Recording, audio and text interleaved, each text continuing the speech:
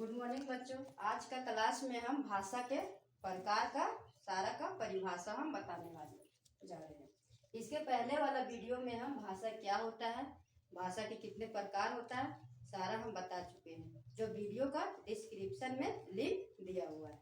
तो बच्चों इस क्लास में हम भाषा के 3 प्रकार होते हैं, तीनों का हम परिभाषा विस्तार रूप से बताने जा रहे हैं। तो ध्यान दीजिए। मौखिक भाषा किसे कहते हैं वो देखिए। मौखिक भाषा अंग्रेजी में हम ओरल लैंग्वेज कहते हैं, ठीक है। मौखिक भाषा वह है जो हम बोलकर अपनी बात को दूसरे तक पहुंचाते हैं और दूसरे उसे सुनकर समझते हैं, तो उसे ही मौखिक भाषा कहते हैं। जैसे में देखिए बच्चों, बातचीत करना, समाचार पढ़ना, भाषण देना व सुनना, कहानी सुनना, ये सारे मौखिक भाषा के उदाहरण हैं।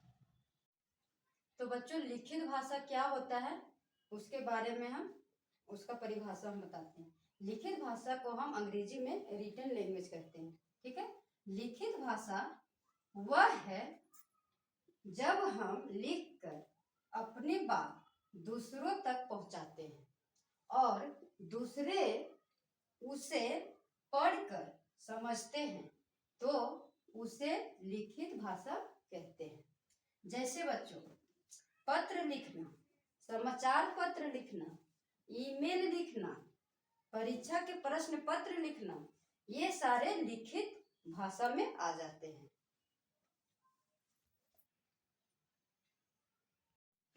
तो बच्चों ये सांकेतिक भाषा क्या होता है उसका परिभाषा हम विस्तार रूप से बता रहे हैं, तो ध्यान दीजिए। सांकेतिक भाषा क्या होता है। सांकेतिक भाषा को हम अंग्रेजी में सिंबॉलिक लैंग्वेज कहते हैं, ठीक है। अब देखिए सांकेतिक भाषा को हम विस्तार रूप से हम परिभाषा बता रहे हैं। सांकेतिक भाषा वह है जब हम किसी को संकेतों या इशारों से या चित्र दिखाकर अपनी बात दूसरों तक पहुंचाते हैं, अपनी बात दूसरों तक पहुंचाते हैं और दूसरे उसे समझते हैं, तो उसे सांकेतिक भाषा कहते हैं। जैसे बच्चों की जो बच्चा उदाहरण सिर हिलाकर हाँ या ना बताना, जो बच्चा बोल नहीं पाता वो तो सिर हिलाकर ही हाँ या ना बताता है ना, और जो सुन नहीं पाता है उसको हम चित्र दिखाकर हम समझाते हैं। तो बच्चों इस क्लास में हम भाषा का 3 प्रकार होता है, तीनों का डिफिनेशन यानी परिभाषा हम विस्तार रूप से हम बता चुके हैं।